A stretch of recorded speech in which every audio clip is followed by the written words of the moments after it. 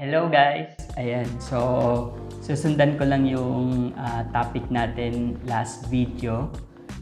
Medyo mahaba na kasi yung oras natin at gusto ko pa nga mga 20 minutes lang para mai-upload natin ng mabilis kasi parang nakaka-bore naman kung ang haba ng papanoorin nating video para hindi nyo po ma-miss yung mga details ng video po natin kasi napakahalaga po yung mga sasabihin ko dito.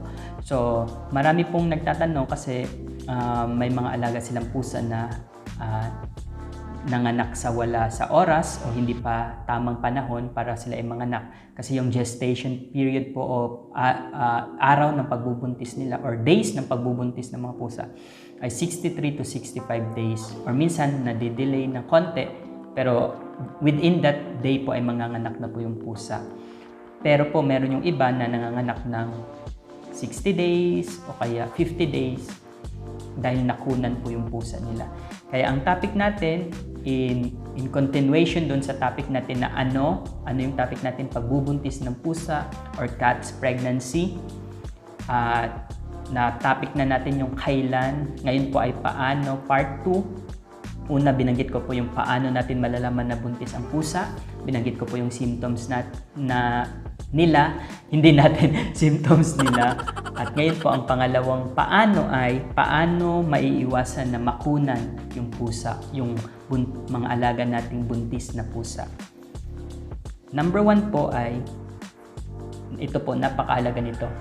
Hindi sila pwedeng ma-stress. Hindi sila pwedeng ma-stress. Bawal ma-stress yung mga buntis na pusa. Or kahit naman yung hindi buntis hindi sila pwedeng ma-stress. Ano yung mga dahilan kaya nai-stress yung pusa natin? Una is yung environment. Di ba? Maingay, malakas na music, sobrang dinadaanan ng tao, busy na lugar. Ayaw nila ng ganon, nai-stress sila ng ganon, lalo na kapag buntis yung pusa. So, iwasan ma-stress. Tapos yung nilalaro palagi ng bata, hinahawak-hawakan palagi ng bata, ayun, hindi yun pwede para sa kanila. Iwasan po natin yun. O kaya, yung kapwa pusa nila, ayaw din nila ng ganon, yung may ibang pusa, tapos nakikipag-away. Kasi pag buntis po, nagiging masungit sila at gusto nila na sila lang mag-isa. O yun, kaya bawal po natin silang i-stress. O kaya yung nakakulong. Sorry po kung nakakulong yung pusa nyo. Okay lang po yun kasi meron din po akong pusa na kinulong ko. Yun po yung male cat ko kasi sobrang aggressive niya to protect yung ibang cats ko. Pero yung buntis na pusa po tapos kinulong nyo po, hindi po siya advisable. Sa totoo lang kasi nai-stress po sila ng ganun. Diba ikaw naman kung ayaw mo ng ganun, diba yung wala kang freedom. Kaya advisable po na hindi po kinukulong yung pusa natin. Pero, sabi ko nga, it depends.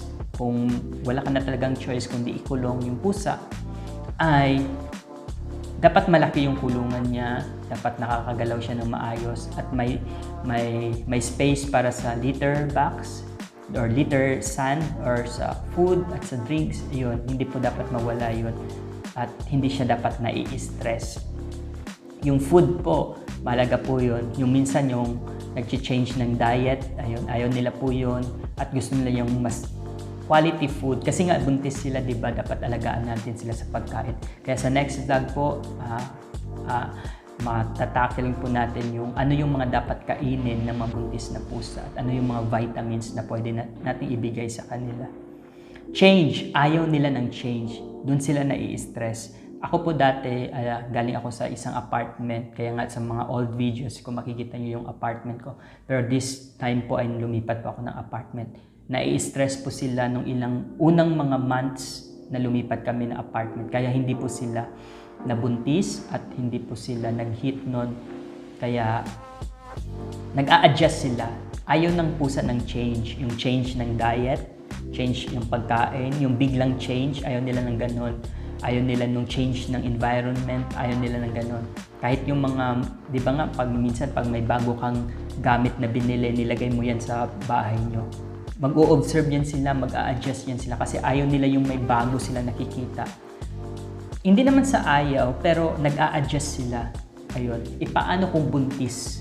tapos nilipat mo ng lugar, lumipat kayo ng bahay, mai-stress po yun. Kaya ayaw na ayaw ng pusa na nai-stress, lalo na kapag buntis. Kaya yun po ang unang rason kaya nakukunan yung pusa natin.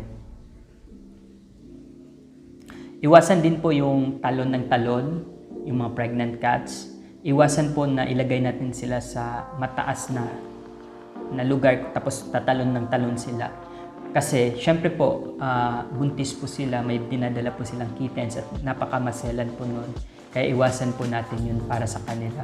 Pangalawa po ay mag-invest po tayo sa mga vitamins at quality na kitten food. Sa pregnant po, kitten food po ang kinakain nila. Kasi yung kitten food, yung formula po nun ay mas healthy, mas maraming vitamins po at nakailangan po ng pregnant cats. At yung kitten food na yun din po yung ipapakain natin after nilang manganak. So, meron pong mga magagandang brands po dyan. Pero, again, huwag kayong mag-change basta-basta ng diet. Kasi, yun nga, minsan ayaw nilang kainin. Kaya, ayun, sa next vlog po ay pag-uusapan po natin yan. Pangatlo po is consult the expert or consult your vet. Kasi sila pong nakakaalam yan eh. So, pwede nyo po silang ipa-ultrasound, ipapa-check up palagi para regular po yung check up sa kanila.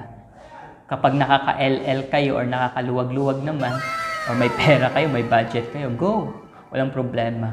Ako po nung lumipat pa ako dito ay malayo na po ako sa vet, kaya naghahanap ako ngayon ng mas malapit na clinic para sa kanila.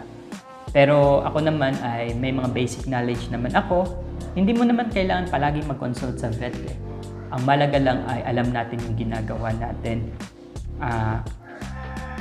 Dapat ready ka as for parent kasi po nagko-consume po ng malaking budget po itong pag-aalaga ng cats.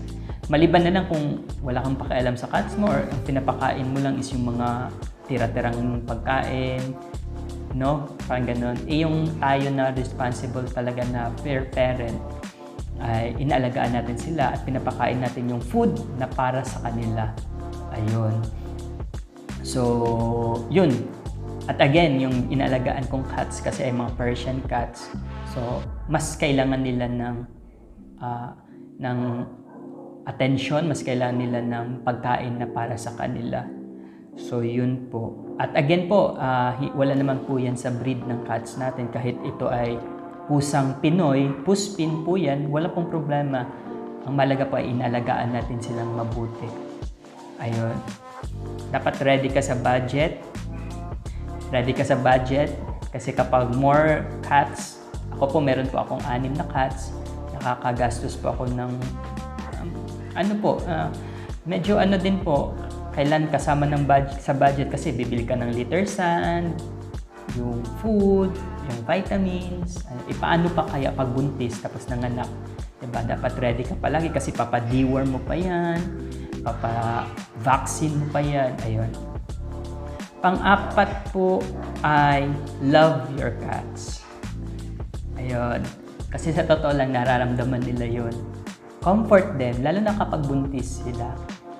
Comfort mo sila palagi, masi-masi mo sila palagi. Ingatan mo lang yung maseselang part ng katawan, lalo na yung abdomen, kasi andun yung fetus. Pero lagi mo silang comfort, lalo na kapag gusto nila ng affection. Ayun. So, again po yung principle natin, it depends. Okay ha? Ang kapakanan ng alaga natin ay nakabase po yan, nakadepende po yan sa pag-aalaga natin.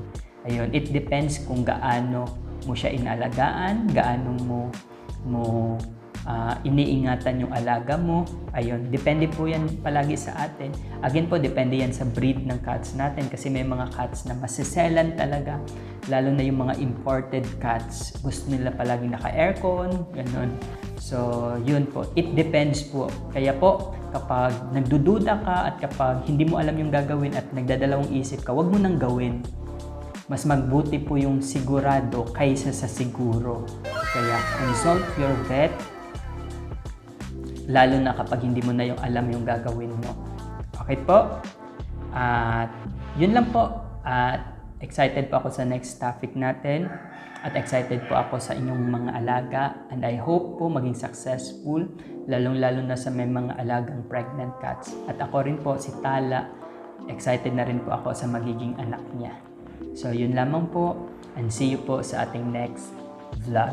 God bless po. Bye-bye.